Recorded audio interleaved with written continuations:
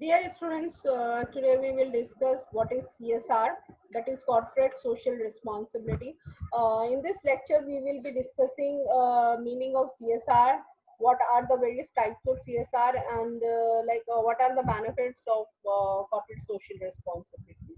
Now, if we talk about the meaning of corporate social responsibilities, as the name itself suggests that it is basically that ethical behavior of a company which shows towards the society. Means it do some kind of gesture, do such things like which help the society in the sustainable development.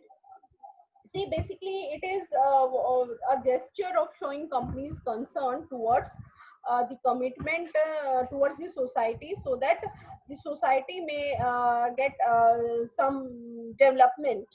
Now, if we talk about the types of social responsibilities, we have responsibility, or the organization have responsibility towards the society, like carrying on business with moral and ethical standard. Means that business which is morally and ethically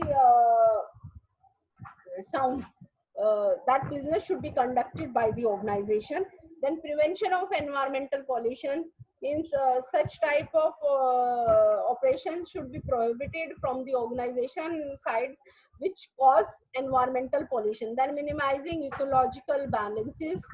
Then contribution towards the development of social health and education. See, many organizations are opening educational institutions, opening hospitals for the poor people and for the society. So this is the type of the responsibility the organization is showing towards the society, making use of appropriate technology, and then overall development of the locally.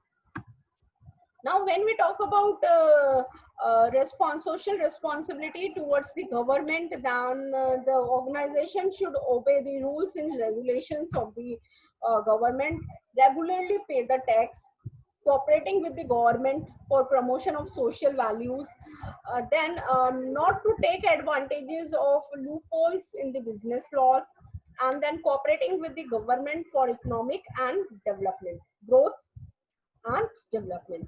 Now, shareholders.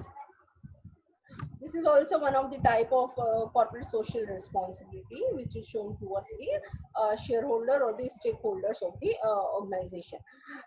This is that it ensures reasonable rate of return over the time to the shareholders, then to work for the survival and the growth of the concern. Exactly. Then maintain the goodwill and reputation of the company and remain transparent and accountable to the shareholder. Then responsibility towards the employee, regular wages and fair wages, welfare services, training and promotion of the employees, uh, providing reasonable working standards, then addressing to their grievances, recognize their efficiency and hard work, provide healthy working environment. These are the basic things which the organization should give to their employees. The nature of social responsibility, it is normative in nature. Means it is not prescriptive, it is descriptive in nature, or then it is related to the concept. Then proactive or reactive, it has legal and social responsibilities, legal but socially responsible, legally but socially responsible, and then legal and social irresponsibilities. These are the few principles on which CSR strategies work, like respect for human rights, respect for the differences of the views, respect, or you can say diversity and non-discrimination should be guided principle. Make some social contributions, enter into a dialogue, then self-realization and creativity, then fair dealing and collaboration, feedback from the community, positive value added, and long-term economic and social benefits. See, the corporate social responsibility work on the principle that the all humans should be respected, and the respect of the different views, point of views, be it the government, be it the employees, be it the shareholders, the customers, suppliers, everyone.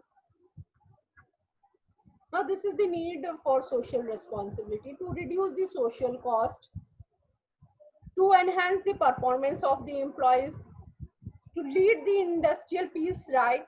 Because if we have a harmonious relationship, then we can maintain industrial peace as well. To improve the organization's goodwill and image in the public, generate profit for the shareholders, satisfy the stakeholders or shareholders, help to avoid government regulations and control, and enhance the health by non-polluting measures. Like, see, if we talk about various companies, we have Tata and other. Tata is very well-known organization who have a very much root in the corporate social responsibility. Hope the topic is clear now.